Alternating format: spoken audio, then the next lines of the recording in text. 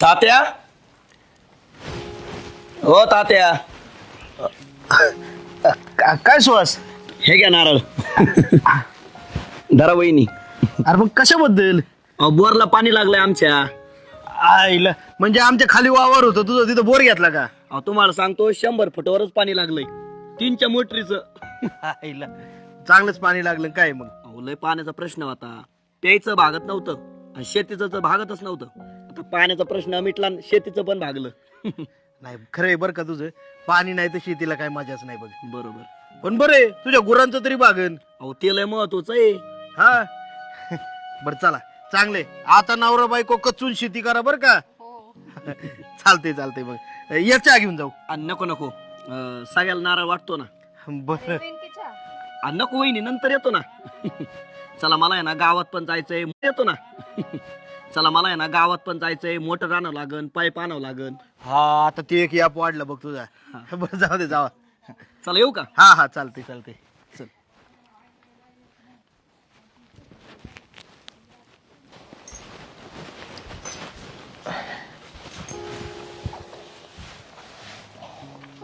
बरं झालं का ग, बिचाऱ्याला पाणी लागलं. आपल्या शेजारच्या वावरातच का हो?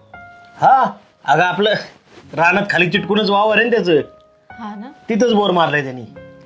चांगलं झालं त्याला पाणी लागलं. मी काय म्हणते, आपण बी तिथंच बोर मारायचा का? तिथंच म्हणजे तिथं खाली त्याला चिटकून होईल लगेच. अहो त्याला चांगलं पाणी लागले, तसं बी आपल्याला थोडीफार गरज पडतेच ना. अगं आहे खरं मस्त तुझं, पण ते बरोबर नाही ना वाटत असं. आज त्याला पाणी लागलं म्हणून आपण लगेच बोर मारायचं तिथं. अहो नाही म्हणलं तरी गावातली लोक म्हणतच होती की तिथं लय पाणी आहे म्हणून. अगं सगळं बरोबर आहे, पण आपलं पूर्ण चाडलंय असं नाही ना काय. हे बघ आज त्याने तिथं बोर घेतलाय म्हणून आपण लगेच बोर मारायचा. उद्या शेजारी अजून एक मारण, तिसरा येऊन मारण, चौथा, म्हणजे सगळ्याच पाणी वाटोळ करून टाकायचं का आपण? अगं त्याला लागलंय ना पाणी, उलट मला वाटतं आपण तिथं आता भविष्यात बोर न घेता दुसरीकडे कुठेतरी जागा बघितली पाहिजे. एकाला पाणी लागलं म्हणून सगळ्यांनी पाय वाढणं त्याचं बरोबर आहे का? तुम्हाला ना सांगितलेलं काय कळतच नाही. आपल्याला बी अडचण होती, आपल्याला बी पाणी लागन, तर तुमचं आपलं नुसतं लोकदार्जीनच आहे. अगं मी तसं नाही म्हणत आहे, पण उगीच एखाद्याला नशिबात जे ते आपल्याला असलंच असं नाही. आणि उद्या समज त्याचं पाणी गेलं आणि आपलं गेलं, दुसऱ्याचं गेलं, सगळ्यांनीच वाडादान करण्यात काय अर्थ आहे? उन्हाळ्यात पाणी सगळ्यांनाच कमी पडतं, पण म्हणून ह्याच्या त्याच्या शेजारी बोर नसतो मारायचा. पाण्याचं योग्य नियोजन करायचं म्हणजे पाणी टिकतं.